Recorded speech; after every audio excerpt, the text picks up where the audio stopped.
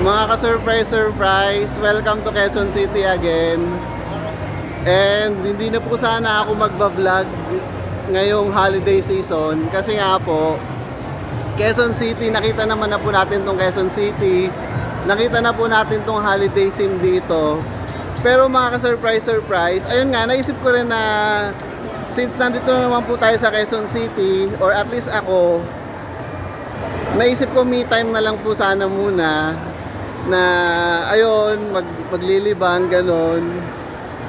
And then syempre pag naglilibang tayo ng me time, ay ako naman kayong isama na ulit doon sa mga nakita na, ayan, sa mga na-explore na. Pero may naisip ako mga ka-surprise, and it is very essential to us all, lalo na ngayon na holiday season, di ba? Marami nag-iisip na magpaganda and everything. So ayun, naisip ko kung isama kayo sa journey na ito mga ka-surprise na hindi na po bago sa akin ang hair color, ganon. So, I decided to stop na mag-hair color, ganon. Ang gusto ko na lang po ngayon is mag-oil naman po ako. So, ayun po yung explore natin, titingnan po natin ng hair oil. Maghahanap po tayo ng hair oil kung anong meron dito sa Philippines, ganon. And ayun nga po, nung nanggaling po tayo sa Makati, marami po sana doon. Mga high-end brands, mga L'Occitane, ganon.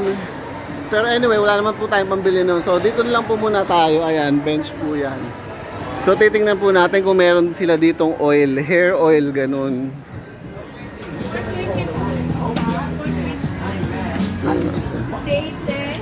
So, ayun nga, di ba sabi ko hindi na sana ako ay ako na rin sana lumabas mga ka-surprise kasi natatakot akong maipit sa traffic. Pero ayan, lumabas pa rin tayo. So ito mga ka-surprise yung choice nila ng oil dito.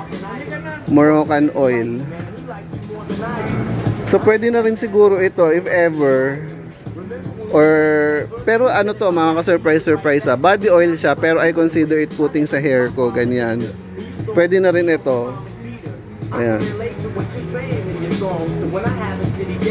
So 329, pwede na mga ka-surprise. Mag-oil na lang po tayo sa hair kesa mag-ano po tayo mga ka-surprise, magkulay ganon. And depende rin yun kasi nga ako mga ka-surprise, sinaayos ko na po yung hair ko ng brush up na ganyan.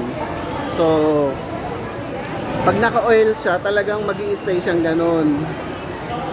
And then healthy pa, diba? Kasi naman magkukulay tayo, madadry yung buhok natin, ganon. Ayan, isa pa po itong Watsons, ayan. So nakita na po natin dun sa bench yung mga oil nila. Dito titingin naman tayo. So hindi naman masyadong marami ang choices natin dito sa Philippines sa mga hair oil. Limited lang po, kaya madali po tayo makakapag-decide kung ano po yung i-hair oil natin mga ka-surprise. So ayan, nandito tayo sa mga hair products. Ayan. Parang may nakita akong hair oil dito. Hair oil ba to? This is actually a Gugo. Alam nyo yun, yung shampoo na parang old school na shampoo, ganon. Pero ang kailangan po natin is hair oil. Kailangan po natin langisan ng ating buhok dahil nadadry na po siya mga ka-surprise.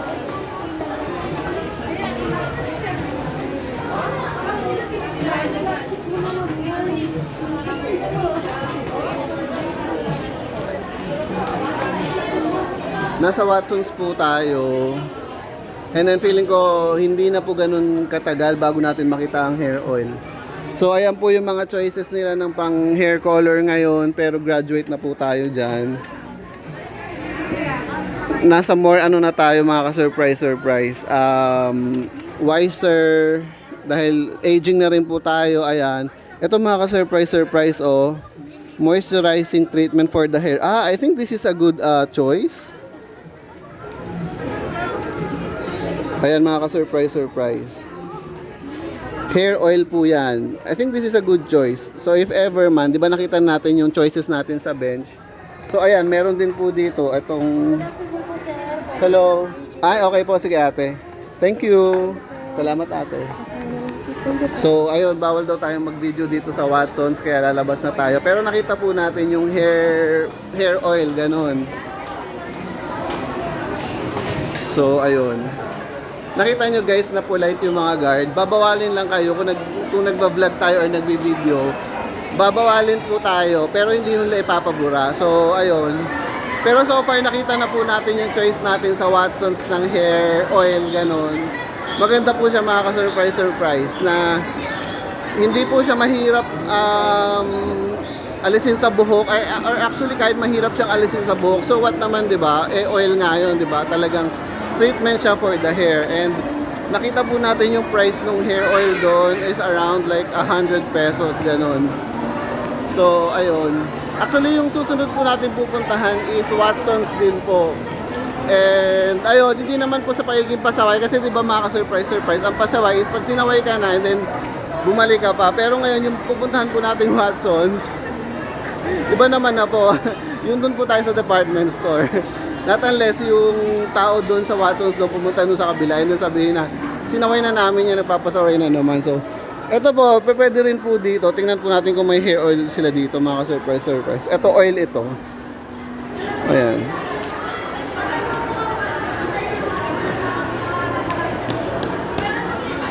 Hindi lang natin alam kung... Miss, saan yung oil niyo for the hair? So wala daw silang oil for the hair, mga ka-surprise. And yun yung gugu na nakita natin.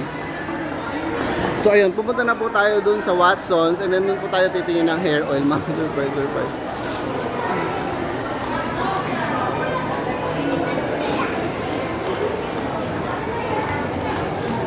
Ang gusto ko sana talaga, mga ka-surprise, yung sa L'Occitane, meron po silang ano doon, body oil. Mabango po siya, pero kung nagpe-perfume naman po tayo, siguro hindi na po issue ang mabango yung oil. Ayan, nandito po tayo.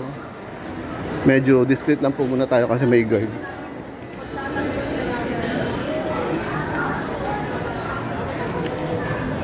Siyempre masaya po tayo, mga ka-surprise kasi ayan, hindi na nga po sana talaga ako magbablog ngayon, pero may naisip akong i-content na talagang essential po sa atin ngayon na nag-iisip na magkulay ng buhok, ganyan. Talagang ako, pinag-isipan ko po na magkukulay ba ako or mag-hair oil na lang ako. So ayun, naisip ko na ito, mga ka-surprise. Hair oil, wow. Akala ko talaga mahihirapan ako maghanap ng hair oil, pero it seems na marami silang maraming choices, mga ka-surprise. Talagang sa online hindi tayo makakita masyado ng mga choices, ganun.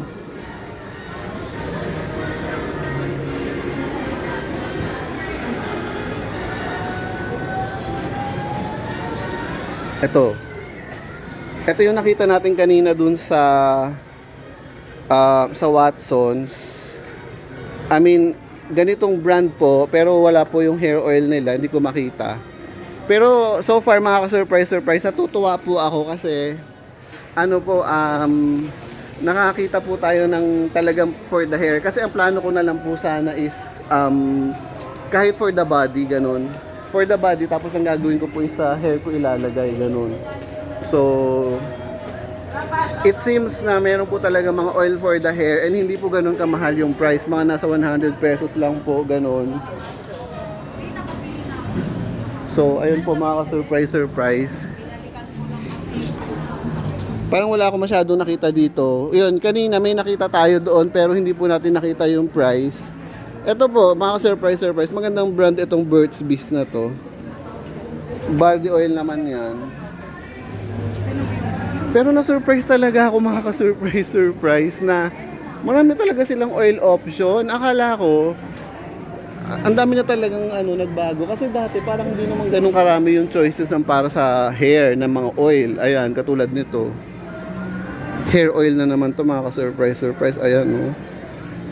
Nakita nyo ba? So 200 pesos. Ayan. So from Watsons din yan, mga ka-surprise. So ayan, hindi po tayo madadrayan ng buhok dito, mga ka-surprise. Sa dami-dami na po ng choices ng mga oil ngayon. Hindi po tayo madadrayan ng buhok sa dami ng choices po ng hair oil ngayon, mga ka-surprise. Ayan.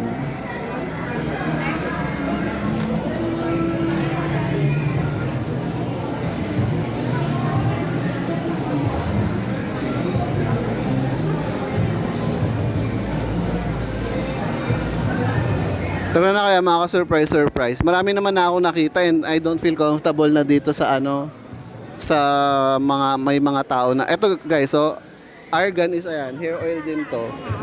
Actually naka 30% off siya ngayon, no.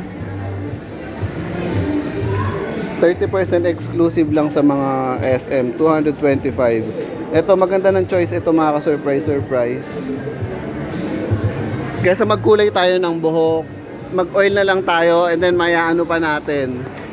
May style pa natin, 'di ba? Pag may hair oil pa may style mo pataas na ganoon, ganyan. Ito oh. Parang gano'n.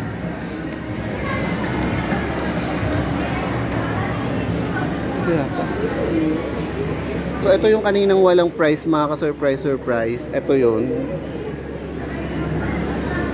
Oh my gosh, 1.3 siya, ayan.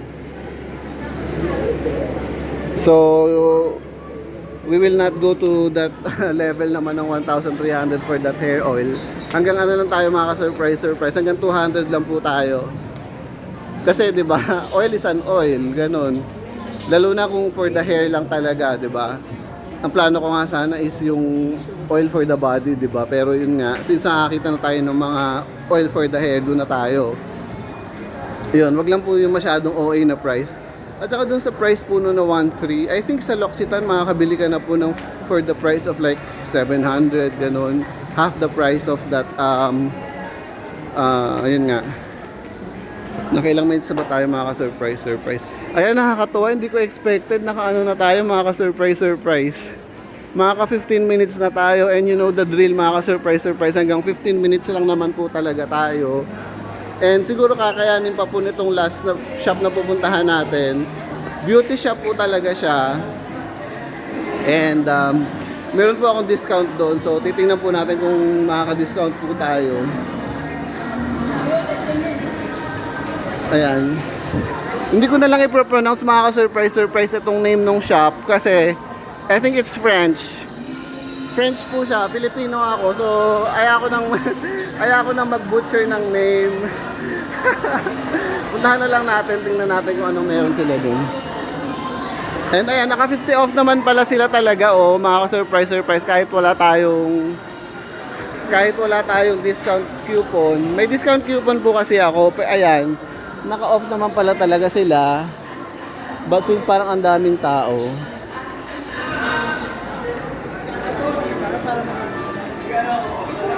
parang di ko feel. Ganun. So ayan mga ka-surprise, naka-buy one take one itong mga shower oil nila, ganyan. Doon na lang po muna tayo nakakaya ang daming tao mga ka-surprise. So ayun po, hindi na po sana nga ako magbablog ngayon. Pero natutuwa po ako kasi nga po nakapag-content po tayo ng talagang essential ngayong holiday na gusto nating magpaganda and everything. And ayun, ano ba yung makakapag-free sa atin sa mga hair color na yan na talagang nakaka-dry ng buhok? Oil po. Yun, nagsasuggest lang naman ako mga ka-surprise. Huwag naman masyadong seryosohin, ganyan. Ang dami pong Watsons dito, mga ka-surprise. Ayan, may isa pa na naman na Watsons dito. Pero hindi na po tayo papasok dyan kasi parang pag ganyan na Watsons, unlike na sa department store, medyo maluwag po sila.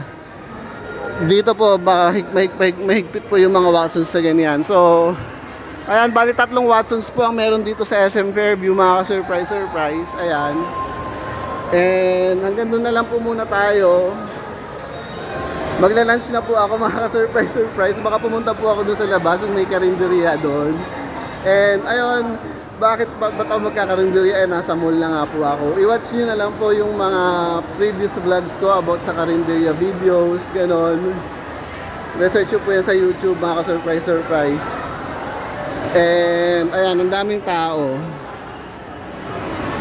Nakatikim po ako ng traffic kanina, ayan. Sabi ko nga, we don't wanna be stuck in traffic. Kaya kung talagang sawa naman na tayo sa mall, hindi na talaga tayo makikipagsapalaran pa na. Ako, baka hindi naman matraffic ngayong oras na ito. Pero ngayon po is Thursday, around 1 p.m. Ganon, or noon time, ganyan. Ang dami na pong tao mga ka-surprise. So, na-stuck po ako sa traffic ng kaunti. Ayun, pero 'di ba kung talagang feel nyo naman na minsan naman yung iba gusto-gusto nila talaga yung ganun para talagang feel na feel nila yung holiday vibes na traffic ako, parang feel ko talaga naging part ako ng holiday ganun. Go kayo surprise. Pero wag naman yung extreme ha, yung mga tipong 3 hours kayo nasa traffic, wag naman ganun. Like EDSA, wag naman sa EDSA, mga surprise. So hanggang dito na lang po mga surprise. Ayan ang, what do you call that, food court ng SM. Hindi ko na po papahabain yung video, puputulin ko na po. Again guys, happy holiday po sa lahat.